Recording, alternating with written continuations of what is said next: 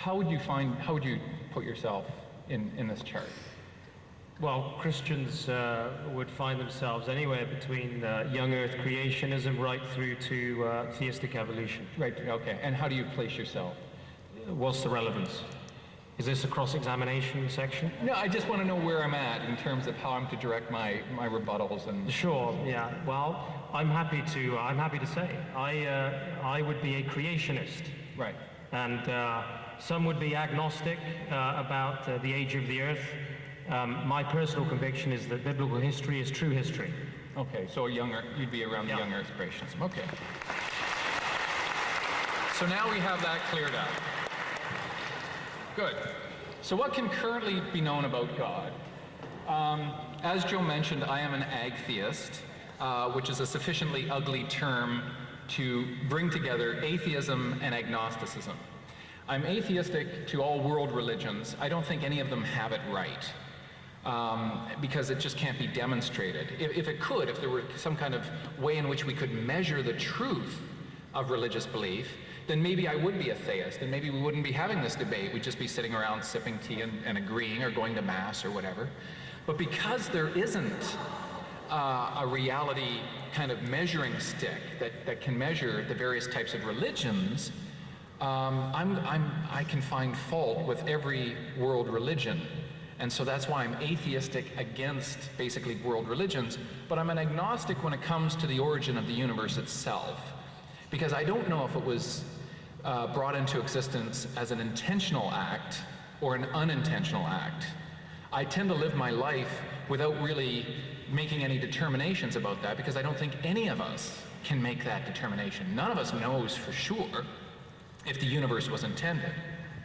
So basically, all religions commit errors in human reasoning, and they lead me to hold a position that they're, untenable at least, and pretty much impossible at best. So, what can we say about the origins of the universe, I see what I call a disjunctive of plausibility.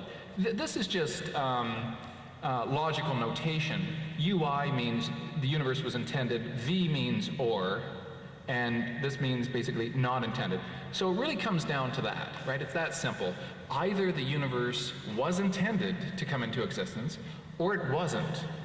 And I can't really say which was the case. I have no idea.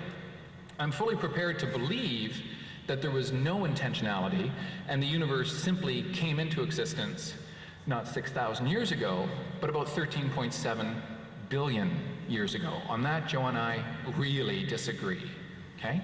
And I guess that's okay, but how I see things developing from this is there's a certain level of ignorance. We don't know for sure whether the universe was intended or not. So I just basically, I suspend judgment. I say, okay, what am I going to do? Well, I can't figure it out. Well, I'm not going to let it bother me then.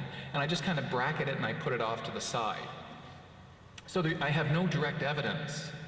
So basically, I'm going to worry about issues that are much more important to my life and my fellow humans and whatnot. I'm going to do many of the types of things that Joe does in terms of trying to help others and be compassionate and that sort of thing, which are built into both his philosophy of life and Mr. Coren's philosophy of life. So there is overlap, and I think we can all agree that it's good to help others and it's good to be charitable and so on and so forth.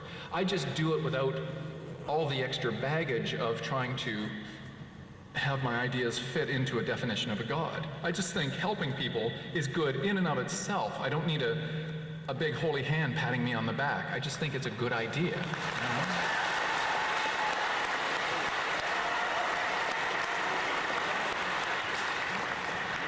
Now, if it turns out that the universe was unintended and there is no God, then the universe is accidental.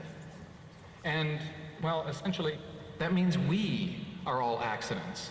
But what wondrous accidents we are to be able to come around and to have this dialogue, this debate tonight.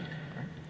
So the universe would be without meaning. And Joe says, well, that's irrational. That's a horrible thing, a universe without meaning. Let's just do a thought experiment for a second. Let's imagine, John Lennon, let's imagine that the universe has no meaning, and that we are accidental. Now ask yourself this: what does it change? You're still here? You still love your fellow man? You still care about your family? You still care about the environment, the rest of the world, your schooling? It doesn't change a thing, because we all still got to struggle through life no matter what, whether there is ultimate meaning or there isn't. So we're still here, we're in this together, and let's figure out how we're going to get along. I think that's the most important thing, because otherwise we're going to try to fit our ideas into a particular type of perspective that says, I'm right, and those of you who don't agree with me, you're kind of wrong. I love you and all, but you're burning in hell forever and all time. So there's a bit of a problem sometimes, right? And it can be frightening.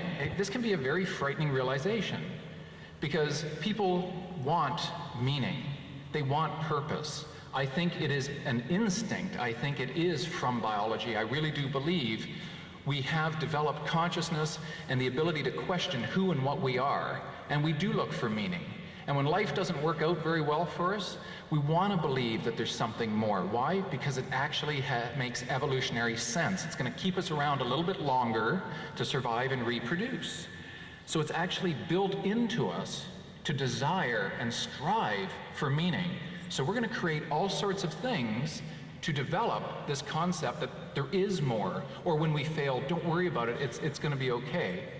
I tend to think if there's meaning and purpose, I haven't discovered it yet. I'm not saying it doesn't exist, I just haven't discovered it yet. But let's go on living as best we can, and if it turns out that there's something more in the universe and after we die, do you really think a caring God would not want you to hang out with him for being a good person and not believing in him? Do you really think God would say, hey, you had your chance, you blew it? Right? It doesn't sound fair. It doesn't sound like a great God. So if we're all alone in the universe, then maybe it's essentially impossible for all world religions to have a correct interpretation of reality. This is logic. This is basic logic. Okay? There are over 1,200 different types of religion in the world. Okay? It's impossible for every one of those religious views to describe reality exactly as it is.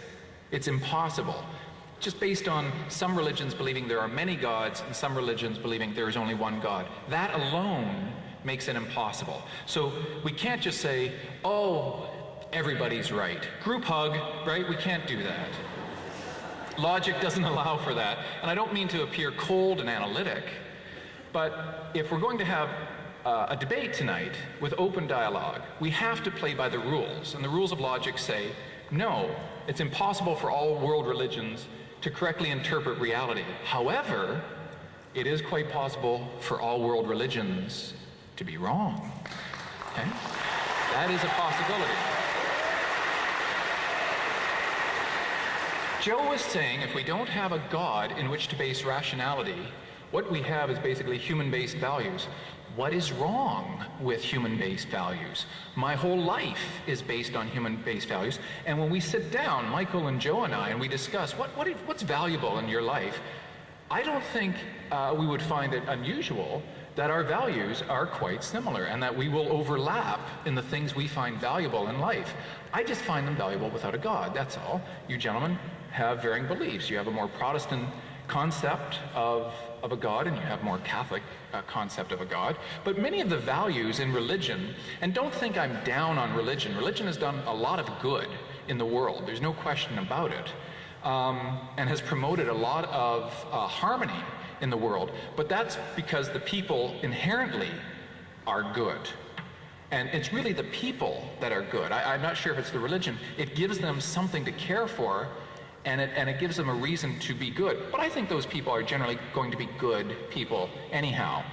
And it's only a few of the members of certain religions around the world that give everyone else a bad name, and that's unfortunate.